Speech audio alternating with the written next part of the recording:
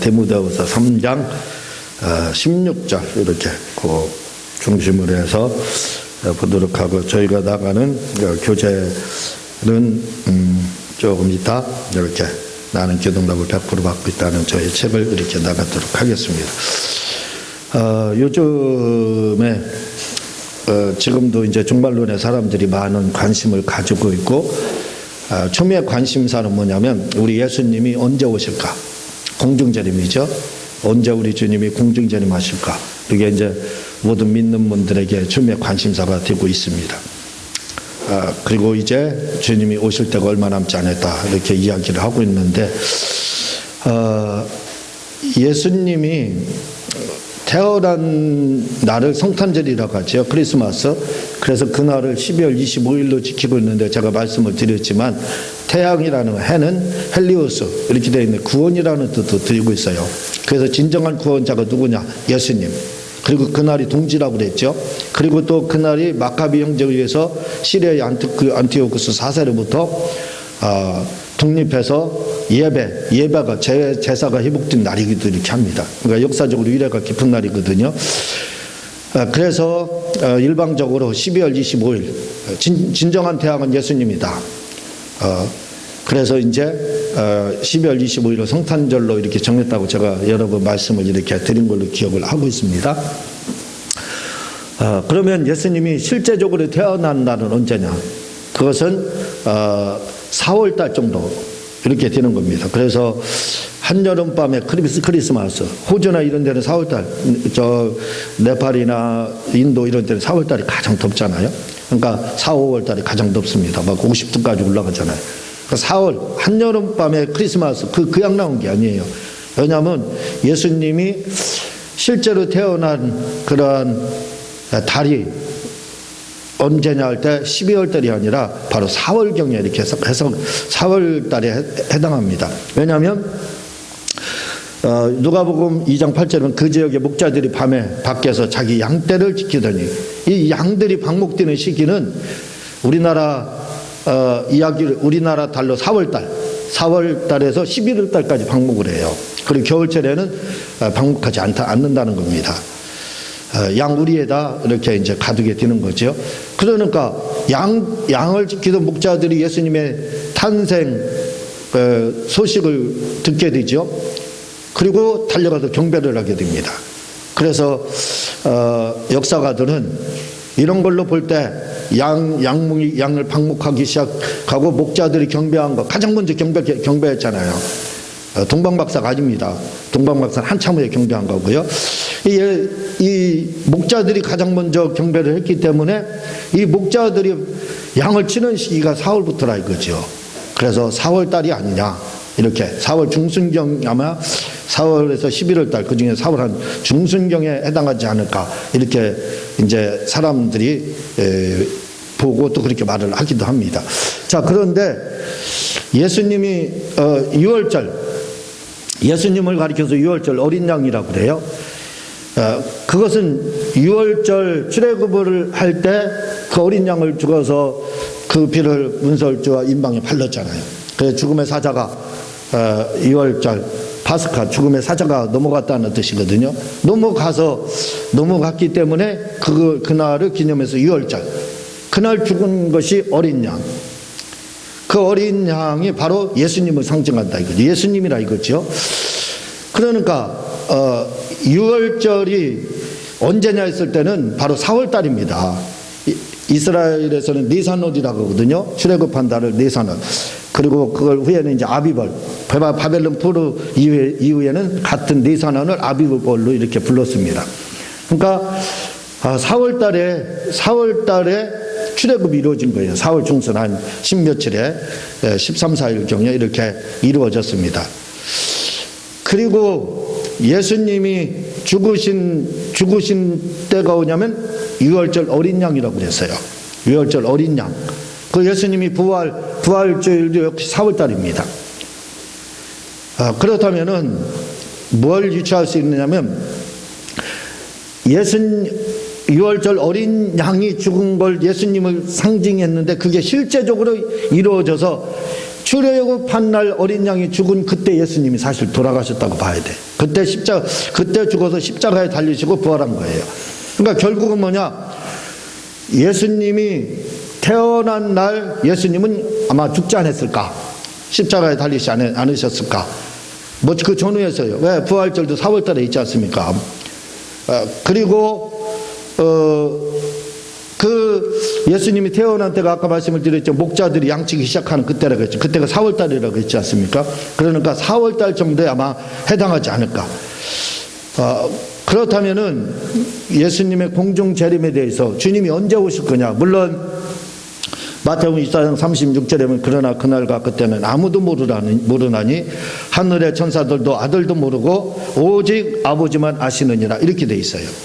여러분 예수님이 태어난 날도 태어난 날이 태어난 때가 4월달 그리고 예수님이 죽으실 때도 4월달이다 이거죠. 그렇다면 부활할 때도 그때였기 때문에 제가 보기에는 물론 나팔절이라 이렇게 이야기하고 있는데 나팔절은 7월 1일을 말을 하는데 유대 시간은 우리 시간보다 3시간이 늦어요. 마찬가지로 역시 달도 그렇습니다. 달도 세 달이 늦어요. 그러니까 여기서 7월 달에다 3월 더하면 10월 달 내지 11월 달 이렇게 되는 거죠. 그 나팔절이 11월 달에 해당하는 겁니다. 그런데 어떤 분들은 나팔절이기 때문에 그때 천사들의 나팔소리와 함께 주님이 재림한다고 하기 때문에 그때가 아닐까 이렇게 생각을 하는데 사실은 나팔은 신호를 말을 하는 거예요. 신호를 이야기하고 그 위에 임한다 이거죠. 주님 오신다 이거죠. 그러니까 제가 유치해서 볼 때는 예수님이 공중재림하실 때가 아마 4월달이 되지 않을까. 왜? 예수님이 태어나셨고 그 태어난 날 돌아가셨기 때문에 십자가에 죽으셨기 때문에 그러니까 다시 오실 날도 아마 그때가 아닐까. 그날과 그때는 아무도 모른다고 아버지만 아신다고 했지만 그냥 제가 이렇게 유치해서는 한번 생각을 해볼 수 있지 않을까 그런 생각을 이렇게 갖게 됩니다. 오늘 한번 이 교재 나는 기독락으로 붙고 있다 이 책을 나가면서 제가 설명을 드리도록 그렇게 하겠습니다. 192페이지 저는 예전이나 지금이나 이 부분 읽겠습니다. 시작. 지금이나 똑같이 성경을 해석합니다. 그러나 예전에는 성경을 해석하는 목적이 설교를 위해 해석했고 뭔가 깨닫기 위해 해석했습니다. 그러나 제가 말씀을 하나님으로 보기 시작하면서는 해석하는 이유가 달라졌습니다. 그것은 성경을 문자적으로 믿기 위해 해석했습니다. 깨닫는 것도 문자적으로 믿기 위해 깨달았습니다. 네. 자, 성경을 제가 예전에 해석할 때는 그냥 설교하기 위해서 성경을 해석했고 그리고 거기에 걸맞게 성경을 또 해석하고 그리고 성경을 봤다 이거죠. 근데 지금은 이때부터 달라지기 시작했습니다. 먼저 주에 제가 말씀을 드렸지만 성경을 많은 분들이 큐티의 대상으로 생각하고 사랑의 편지로 이렇게 본다 이거죠. 이게 문제가 심각하다는 거예요. 그 자체가 사랑의 편지가 아니냐 그러면 할 때 아니진 않다 이거죠. 그리고 큐티도 해야 된다 이 말입니다. 그러나 적용을 잘못하고 있다는 거예요. 왜? 알레고리로 보고 있다는 거예요. 제가 서울에 이렇게 온 지가 이제 7년 됐는데 처음에 서울에 와서 깜짝 놀랐습니다. 왜냐하면 지방에 있을 때하고는 그 분위기 자체가 틀렸어요. 오자마자 크게 이렇게 당하기도 했습니다. 그래서 서울 사람들에 대해서 인식이 별로 좋지 않았죠. 근데 그 중에서도 가장 저희를 힘들게 했던 사람들이 공주 사람들이에요. 그래서 제가 공주 사람들을 보면은 가장 악한 사람들, 악독한 사람들이 누구냐 할 때는 충청도 사람들. 제가 농담으로 그렇게 말을 하잖아요. 그리고 그 중에서도 공주 사람 이렇게 이야기합니다. 왜? 주위에 공주 사람들이 많았거든요. 근데 그분들이 얼마나 힘들게 했는지 몰라요.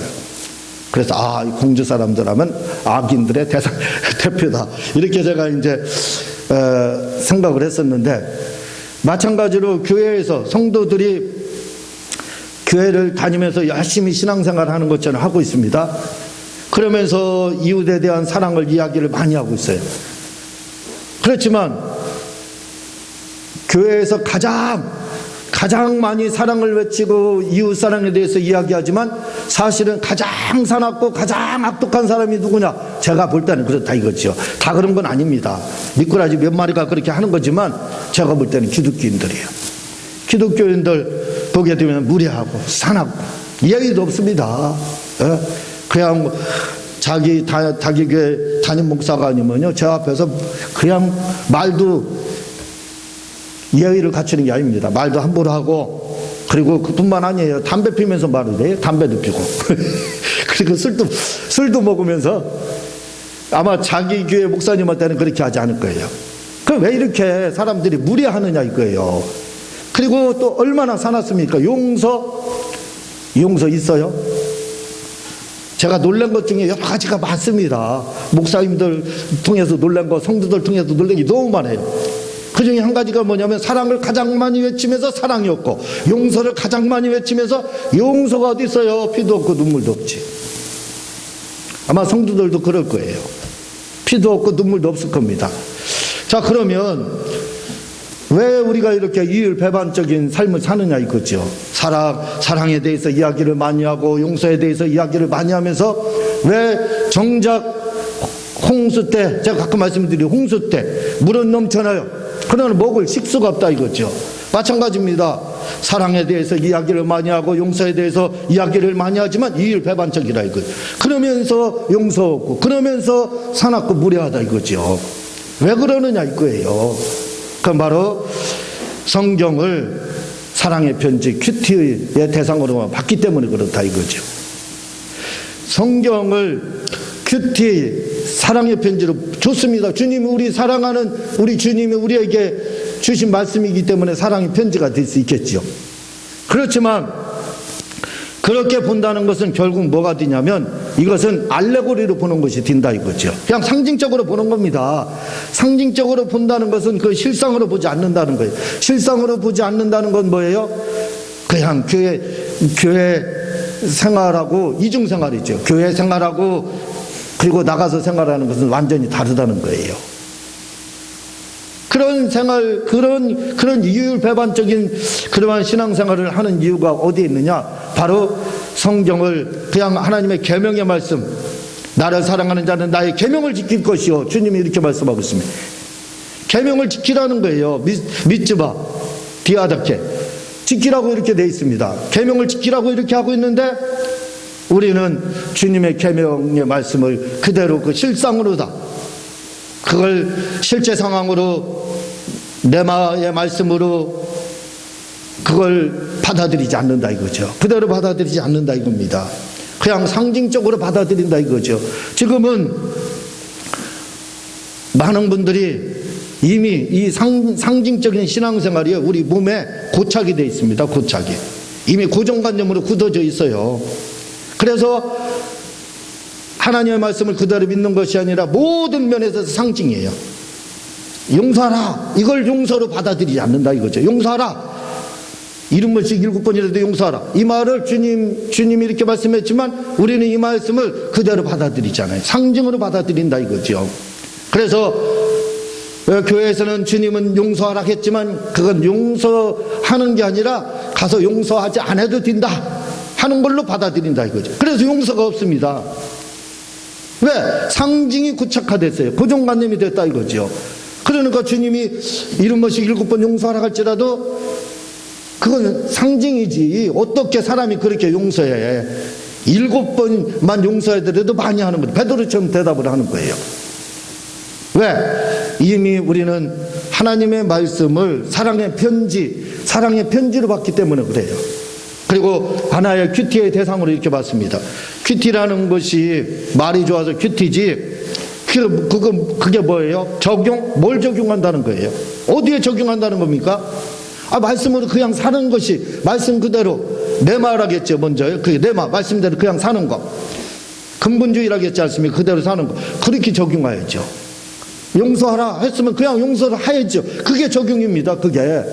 근데 그렇게 적용하나요? 자기가 용서하지 못한 거에 대해서 합리화하기 시작합니다. 뭐 이렇게 해서 용서하지 못하고 저렇게 해서 못했다. 그렇게 하고 있다 이거죠. 그게 문제라는 겁니다. 그러니까 왜 우리가 사랑을 외치면서 사랑을 외치지만 사랑하는 사람이 정작 없느냐? 용서를 외치지만 정작 용서하는 사람이 없느냐? 왜 이렇게 기독교인들이 무례하고 사납느냐 이거예요. 그건 바로 알레고리로 믿기 때문에 그렇다 이거죠. 알레고리로. 주님의 말씀을 실상으로 실제적인 그 근본주의 그 말씀으로다 내 말로 받아들이지 않기 때문에 우리가 이율배반적인 삶을 살고 가장 사랑을 외치고 가장 용서를 외치면서도 그 생활이 이루어지지 않고 있다는 겁니다. 그래서 우리가 왜 그러냐면 성경을 볼 때 우리가 해석하기 위해서 보기 때문에 그래요. 여기에 지금 제가 그 말씀을 하고 있지 않습니까? 예전에는 성경을 해석하기 위해서 봤다 이거예요. 그렇게 봤기 때문에 내 말로 본 거예요. 내 말로 본 것이 아닙니다. 그냥 알레고리로 봤던 거예요. 이걸 실상으로 보지 않았다 이거지요. 그래서 하나님의 말씀을 그대로 믿지 못했다는 겁니다. 계속해서 한번 읽어보도록 하겠습니다. 시작.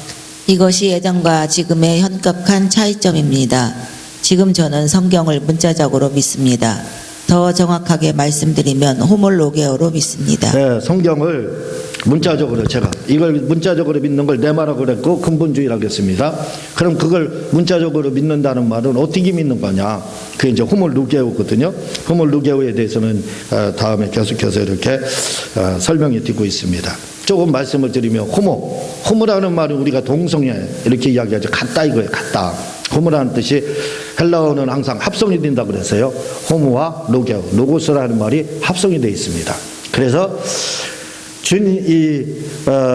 같은 말 이렇게 되어 있어요. 그러니까 호몰로게오로 믿는다는 말은 무슨 말이냐면 예수님이 하신 말씀을 그대로 믿는 걸 말을 하고 있습니다.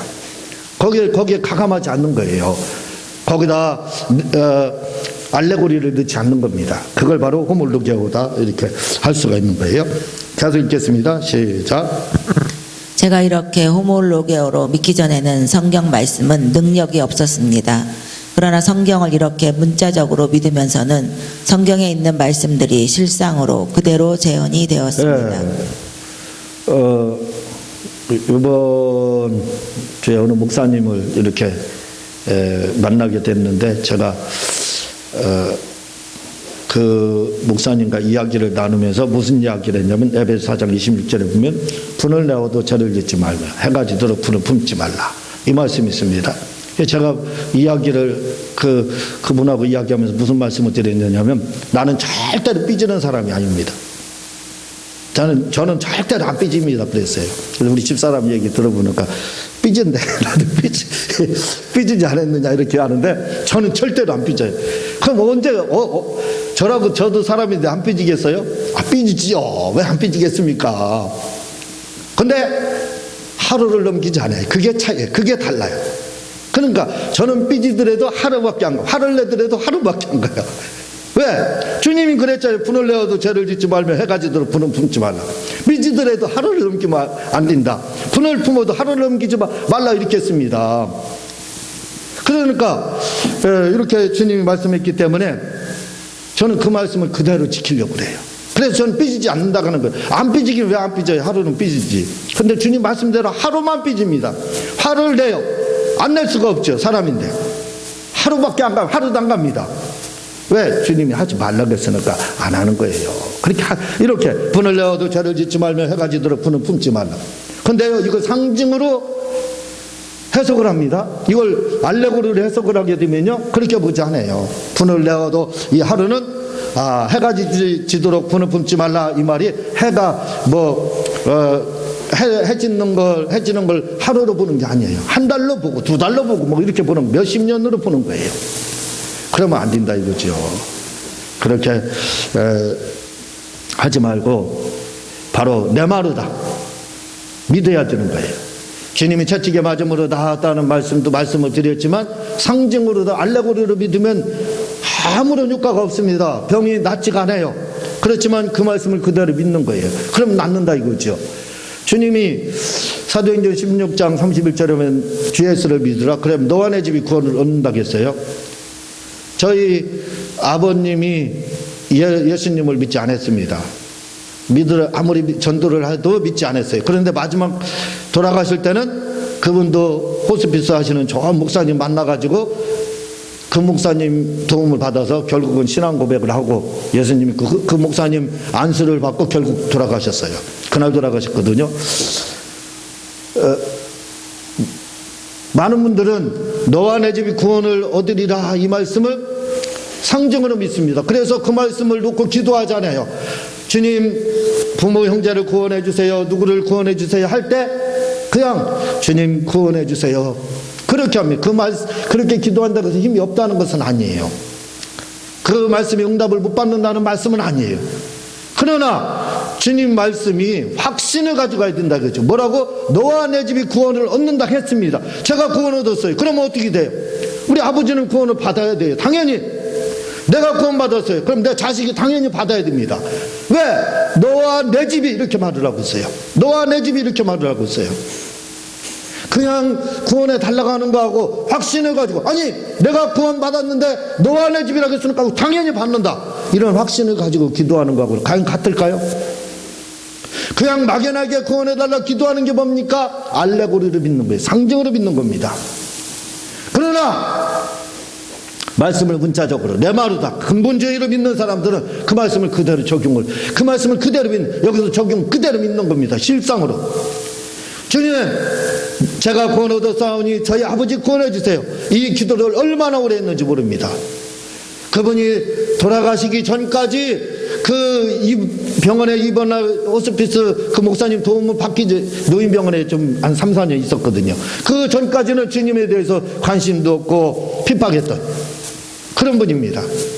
그런데 돌아가시기 전에 이 너와 내 집이 구원을 얻는다는 말씀을 제가 철석같이 조금 더 의심하지 않고 팥으로 매주를 쓴다고 해도 그대로 믿었습니다. 하나님 말씀을 팥으로 매주를 안 쓰잖아요. 콩으로 쓰지.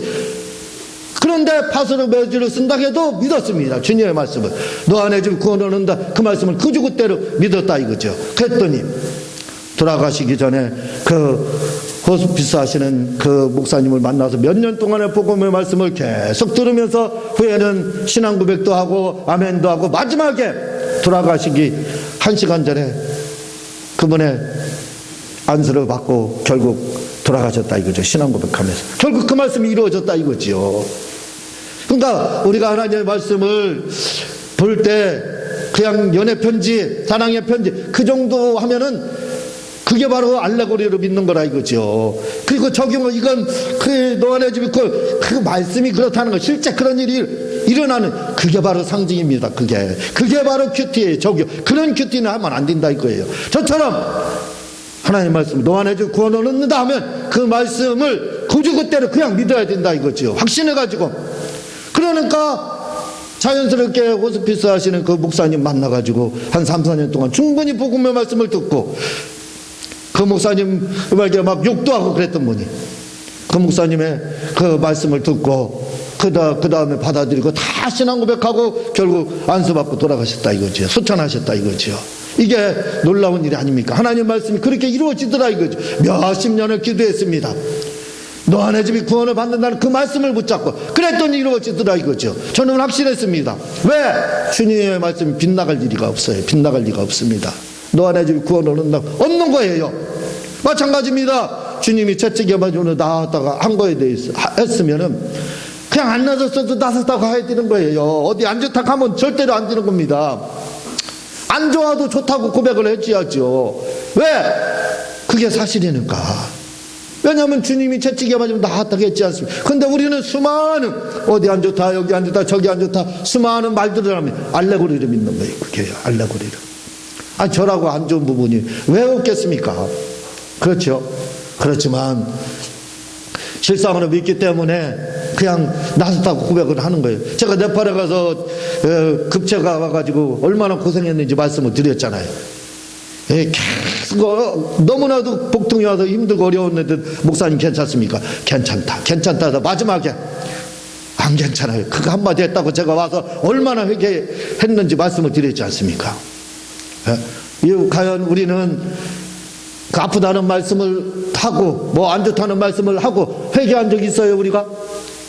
그렇게 그 말씀을 민감하게 믿은 적이 있느냐 이거예요. 왜? 알레고리가 고착화가 돼 있어요. 상징이 고착화. 고정관념을 안에 아예 뿌리가 깊게 박혀 있습니다. 요거 고정관념을 깨야 돼요. 그걸 깨뜨려 버려야 됩니다. 그리고 주님의 말씀을 그대로 믿어야 된다 이거죠.